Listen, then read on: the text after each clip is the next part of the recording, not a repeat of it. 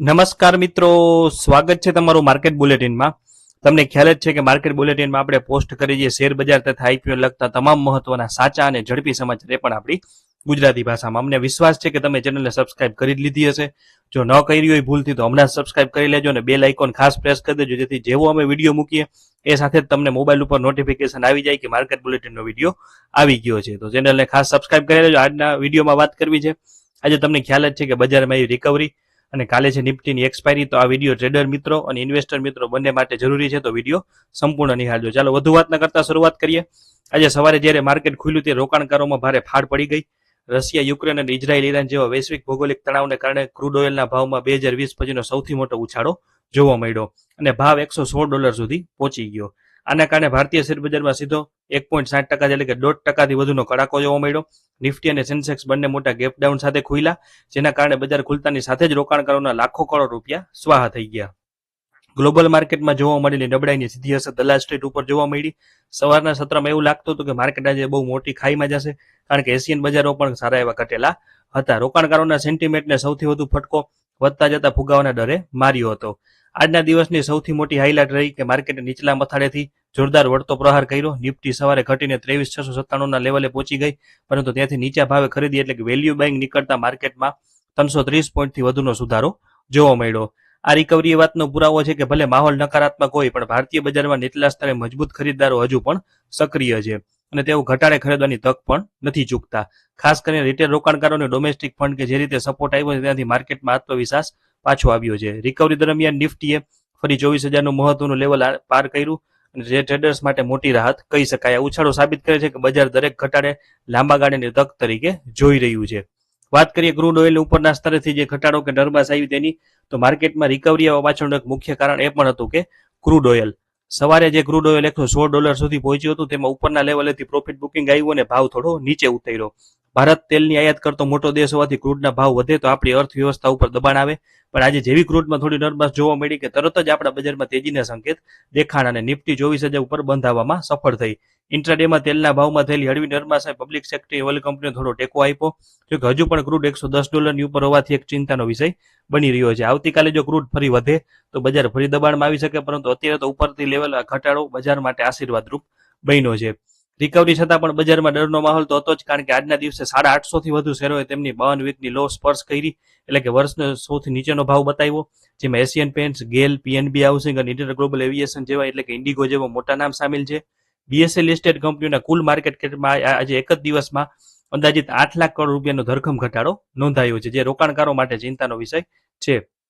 નાના અને મધ્યમ કદના શેર એટલે કે મિડ કેપ સ્મોલ કેપમાં સૌથી વધુ વેચવાલી જોવા મળી, જેના કારણે પોર્ટફોલિયોમાં મોટી અસર થઈ છે. ઘણા બ્લુ ચીપ શેરોમાં પણ 5%થી વધુનો ઘટાડો જોવા મળ્યો. માર્કેટ કેપમાં થયેલો મોટો ઘટાડો દર્શાવે છે કે રોકાણકારો અત્યારે રિસ્ક લેવા તૈયાર નથી અને પ્રોફિટ બુકિંગને વધુ મહત્વ આપી રહ્યા છે. આજે સેક્ટરની વાત કરીએ તો લગભગ તમામ સેક્ટર લાલ નિશાનમાં જોવા મળ્યા હતા. સૌથી વધુ માર ઓટો અને બેન્કિંગ સેક્ટરને પડ્યો હતો, જે 2%થી 4% જેટલા તૂટ્યા હતા. નિફ્ટી ઓટો સેક્ટર તો 4% સુધી નીચે ગયું હતું. જોકે આ ઘટાડામાં પણ આઈટી અને ફાર્મા સેક્ટરે માર્કેટને ટેકો આપ્યો હતો.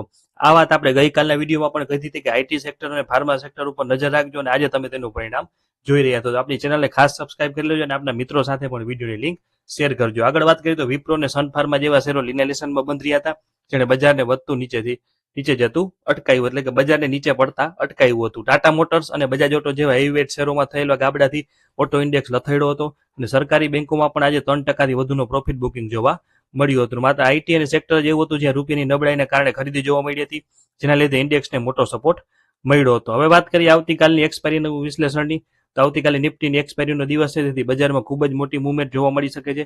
આજે જે રીતે માર્કેટ નીચલા સ્તરેથી રિકવરી બતાવી છે અને ચાર્ટ ઉપર બુલિશ કેન્ડલ બનાવી છે, તે જોતા જો આવતીકાલે નિફ્ટી 24,150 લેવલની ઉપર ટકી જાય તો શોર્ટ કવરિંગ રેલી આવવાની સંભાવના છે.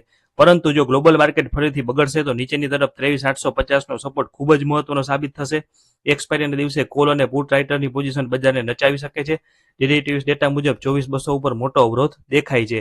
જો માર્કેટ આ રેન્જની બહાર નીકળશે તો જ કંઈક મોટી અને સ્પષ્ટ દિશા જોવા મળશે. ત્યાં સુધી બજારમાં ઉતાર ચઢાવ ચાલુ રહેવાના છે. આવતીકાલે એક્સપાયરીઓથી ટ્રેડર સ્ટોપ લોસ વગર કામ કરવું નહીં.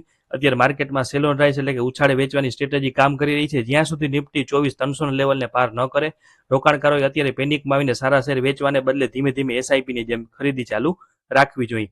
આવતીકાલની એક્સપાયરીના દિવસે માર્કેટમાં બંને તરફ મુવમેન્ટ જોવા મળી શકે છે, એટલે કે સાવચેતીથી વેપાર કરવો જરૂરી છે. યાદ રાખો કે માર્કેટ હંમેશા ઘટાડો ખરીદીની તક હોય છે, પરંતુ અત્યારે એક સાથે બધું જ નાણું રોકવાના બદલે ટુકડાઓમાં રોકાણ કરવું જોઈએ, જે આપણે અગાઉ પણ વિડીયોમાં કહ્યું છે.